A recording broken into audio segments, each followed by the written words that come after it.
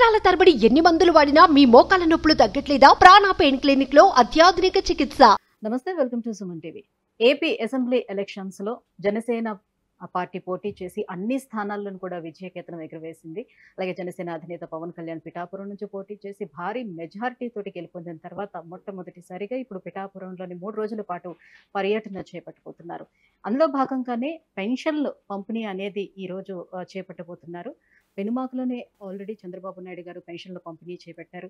ఇప్పుడు ఉప ముఖ్యమంత్రి అయినటువంటి పవన్ కళ్యాణ్ ఈ 3 రోజుల పర్యటనలో భాగంగా మొదటగా పెన్షన్ల పంపిణీ అనేది చేస్తున్నారు. సో దీనికి సంబంధించిన పూర్తి వివరాలు అందించేందుకు మనతో పాటు ఉన్నారు ప్రముఖ రాజకీయ విశ్లేషకులు చందు శ్రీనివాస్ గారు. Hello sir. హలో అండి. సార్, మొట్టమొదటిసారిగా పవన్ కళ్యాణ్ గారు పిఠాపురం ప్రజల్ని కలిసేందుకు పర్యటన చేస్తున్నారు. సో 3 రోజుల పాటు ఈ పర్యటన ఉంటుంది. ఈ స్కెడ్యూల్ ఏ రకంగా ఉండబోతుంది? దీంట్లో మొదటి భాగంగా మనకి పెన్షన్ అనేది పంచడం. సాధారణంగా ఏంటంటే ఈ పెన్షన్ల పంపిణీ అనేది ఆయా శాఖలకు సంబంధించినటువంటి అధికారులు చేపడుతూ ఉంటారు. కానీ మొట్టమొదటిసారిగా ఒక ముఖ్యమంత్రి అండ్ ఉప ముఖ్యమంత్రి ఇద్దరు కలిసి పెన్షన్ల పంపిణీ చేయడం ఎలా చూడొచ్చు అంటారు మనం? డెఫినెట్గా అండి, ఒక మంచి పరిణామం. అంటే లబ్ధిదారులకి ఎవరైతే ఉన్నారో ఇప్పుడు పెన్షన్లు 3,000 నుంచి 4,000 పెంచారు. అదేవిధంగా అన్ని రంగాల్లో కూడా మిగతా వాళ్ళకి కూడా పెంచడం జరిగింది. అంటే వాళ్ళకి సరిపోవన్న ఉద్దేశంతో ఈ కూటమి దాంట్లో లబ్ధిదారులు ఇంటికి స్వయంగా ఒక ముఖ్యమంత్రి ఉప ముఖ్యమంత్రి వెళ్ళి వాళ్ళే స్వయంగా పంచడం అనేది దేశ చరిత్రలోనే మొట్టమొదటిసారి. ఇది నూతన ఒరవడికి శ్రీకారం చుట్టారనుకోవాలి. మీరన్నట్టు పెనుమాకలో మంగళగిరి కాన్స్టిట్యున్సీలో లోకేష్ గారు అక్కడ ఎమ్మెల్యే కాబట్టి లోకేష్ గారితో పాటు అక్కడ మంగళగిరిలో ఎక్కడైతే ఓడిపోయాడు తను అదే మెజార్టీతో 91,000 మెజార్టీతో అక్కడ గెలిచాడు. గెలిచిన ప్రజలకి నేను చేస్తాను అంది. రాజధాని పరిధిలో ఉంది మంగళగిరి. అక్కడ జనసేన, టీడీపీ, బీజేపీ కలిసి పాల్గొన్నాయి. చంద్రబాబు నాయుడు గారిని చీఫ్ గెస్ట్గా పిలిచారు. అక్కడ కలెక్టర్ని కూర్చోబెట్టి నాగలక్ష్మి గారిని అక్కడ ఏ సమస్యలు ఉన్నాయో డైరెక్ట్గా అడగటం. ఈ 5 సంవత్సరాల్లో పారదర్శకంగా పరిపాలన జరగలేదు, మీ వద్దకే మేము వచ్చామని చెప్పి ఒక భరోసా ఇవ్వటం చాలా చక్కగా మాట్లాడాడు చంద్రబాబు నాయుడు గారు. అంటే మేము మీ దగ్గరకు ఉంటాం, మీ యొక్క కోరికలు తెచ్చడానికి మేము ఉన్నాము. కూటమిని మంచి మెజార్టీతో గెలిపించారు. గత 5 సంవత్సరాల్లో పరిపాలన అస్తవ్యస్తంగా అయింది కాబట్టి మీకు మేము ఉన్నామనే భరోసా చంద్రబాబు నాయుడు గారు ఇవ్వగలిగారు. మంగళగిరిని ఈ రాష్ట్రంలోని ఆదర్శవంత నియోజకవర్గంగా తీసుకెళ్తామని చెప్పారు. అదొక మంచి పరిణామం. అది ఆల్రెడీ ఉదయాన్నే 6 నుంచి 7ంటికి జరిగిపోయింది.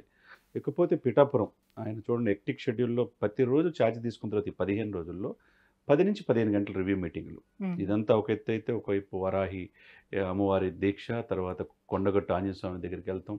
తెలంగాణలో కూడా అడుగుపెట్టిన తర్వాత వేలాది మంది ఆయన్ని స్వాగతం పలకటం. అక్కడి నుంచి మళ్ళీ మంగళగిరి వెళ్ళి మళ్ళీ ఈరోజు ఉదయాన్నే పిఠాపురం వెళ్ళారంటే పిఠాపురం ప్రజలు కూడా 1000 కళ్ళతో ఎదురు చూస్తున్నట్టుగా మేము గెలిపించుకున్న మా ఎమ్మెల్యే గారు ఎప్పుడు వస్తారని ఎదురు చూస్తున్నారు. ఇది గొల్లపురంలో ఉదయం ఇప్పుడు స్టార్ట్ అయింది, జరుగుతూ ఉన్నది. నిజంగా ఒక మంచి ఇదికి నాంది పలికారు. స్వయంగా ముఖ్యమంత్రి ఉప ముఖ్యమంత్రి ప్రజల దగ్గరికి వెళ్తామంటే ఇంత పారదర్శకంగా గతంలో ఏ ప్రభుత్వం చేయలే. అంటే ఎక్కడ అరమరికలు లేకుండా చంద్రబాబు నాయుడు గారు ఒక వర్క్ డిస్ట్రిబ్యూషన్ చేసుకున్నారు. రాజధాని మీద రాజధాని ఏ విధంగా పూర్వవైపును తీసుకురావాలి అమరావతికి అనేది, అదే సమయంలో పోలవరం ఎలా పూర్తి చేయాలనేది ఒక స్ట్రాంగ్గా నిర్ణయం తీసుకున్నాడు. అదేవిధంగా వివిధ శాఖల మీద పనితీరు, ప్రభుత్వ కార్యకలాపాలు ప్రజల దగ్గరికి ఎలా వెళ్ళాలి, గ్రాస్ రూట్లో అనేది డిప్యూటీ సీఎంగా పవన్ కళ్యాణ్ గారు తీసుకున్నారు. ఎక్కడ వేరియేషన్స్ లేకుండా మంచి సుపరిపాలన అందిస్తున్నారు. సో నెక్స్ట్ ఇంకా 2 డేస్, ఈ 2 రోజుల్లో కూడా ఇంకా ఎటువంటి కార్యక్రమాల్లో పాల్గొనే అవకాశం కనిపిస్తుంది? డెఫినెట్గా మీరు చెప్పినట్టుగా ఫస్ట్ కార్యక్రమం అయిన తర్వాత పెన్షన్స్ కూడా చాలా, ఇది కూడా చాలా మంది భారీగా పెన్షన్స్ కూడా పెంచడం జరిగింది. అది కూడా ఒకసారి ప్రజలకు కూడా చాలా మంది తెలియాల. ఎందుకంటే వృద్ధులకి కాడి నుంచి చేనేత కార్మికులు, కల్లుగీత కార్మికులు, మత్స్యకారులు, వీళ్ళంతా వివిధ కళాకారులకి, వికలాంగుల వరకు అక్కడ వికలాంగులు తీసేస్తే అక్కడ డప్పు వాయిద్యకారుల వరకు 3,000 ఉన్న పెన్షన్ 4,000 పెంచారు. ఇది మంచి పరిణామం. ఆ తర్వాత చూసుకోండి, ఎవరైతే కళాకారులు ఉన్నారో వాళ్ళకి 3,000 నుంచి 4,000 పెంచారు. వికలాంగులకి, కుష్ఠవ్యాధి వాళ్ళకి ఒకేసారిగా 3,000 నుంచి 6,000 పెంచారు. అంటే డబల్ చేశారు. ఇకపోతే పూర్తిగా వీల్ చైర్కే పరిమితం అయిపోయి దీర్ఘకాలిక వ్యాధులతో బెడ్కే రిటర్న్ అయిన వాళ్ళకి అది 5,000 నుంచి 15,000 పెంచడం అనేది మంచి ఊరట. అంతే కదండి. అంటే ఒక జాబ్ చేస్తున్న మాదిరిగానే వాళ్ళకి ఒక జీతం వస్తున్న మాదిరిగానే ఆ విధంగా కలిగించడం మామూలు విషయం కాదు కదా. తర్వాత దీర్ఘకాలిక వ్యాధులు, బోధకాలు కావచ్చు, తర్వాత కిడ్నీ కాలేయం సంబంధించిన వ్యాధులు వాళ్ళకి 5,000 ఉన్నది 10,000 చేశారు. ఇవన్నీ చాలా, అంటే ఏది ప్రజలకు చేస్తే బెనిఫిట్ అవుద్ది, వాళ్ళు హ్యాపీగా ఫీల్ అవుతారని దాదాపు ఇప్పుడు 53 లక్షల మందికి పింఛన్స్ ఇవ్వటం అంటే దానివల్ల సంవత్సర కాలంలో 1,00,000 కోట్ల పైనే వీళ్ళకి బడ్జెట్ అవుతుంది ఎంత వేసుకున్నా కానీ. ఆ విధంగా ముందు తీసుకున్న నిర్ణయాన్ని మనం అప్రిషియేట్ చేయాలి.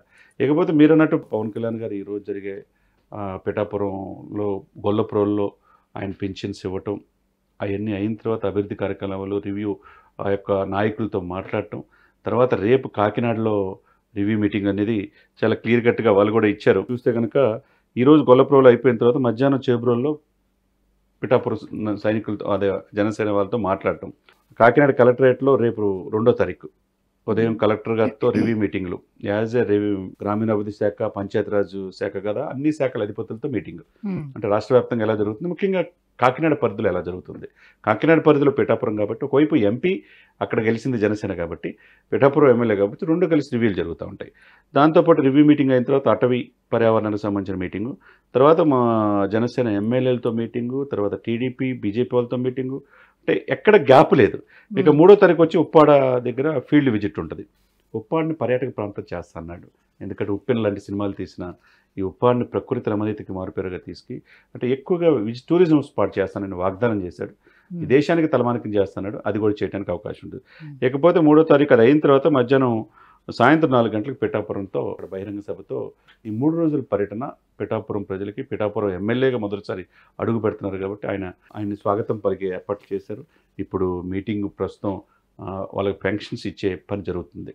ఇది ఒక మంచి ఎప్పుడెప్పుడు ఆయన ఎదురు చూస్తున్న అభిమానులకు కావచ్చు, కార్యకర్తలు కావచ్చు, 3 పార్టీల వాళ్ళు కూడా పవన్ కళ్యాణ్ గారు వస్తున్నారు గోదావరి జిల్లా అని చెప్పేసి.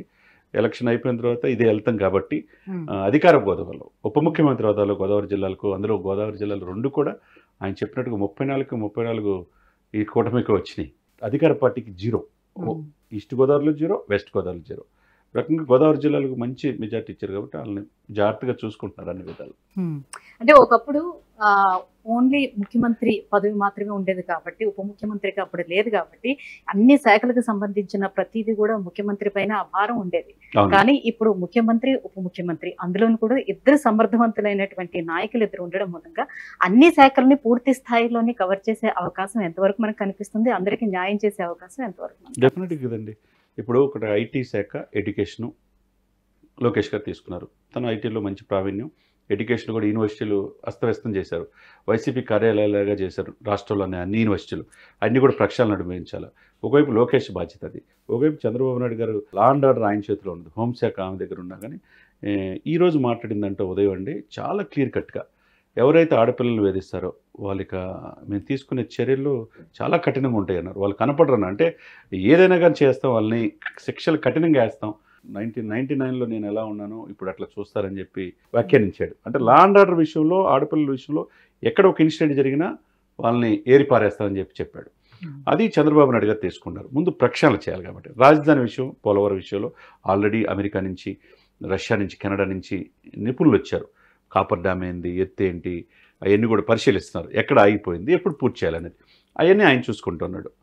విదేశీ నుంచి పెట్టుబడులు ఎలా రావాలో ఆయన తెలుసు కాబట్టి, హైదరాబాద్ నగరం, సైబరాబాద్ కూడా ఆయన గారు సృష్టించింది కాబట్టి అవి తీసుకురాగలరు.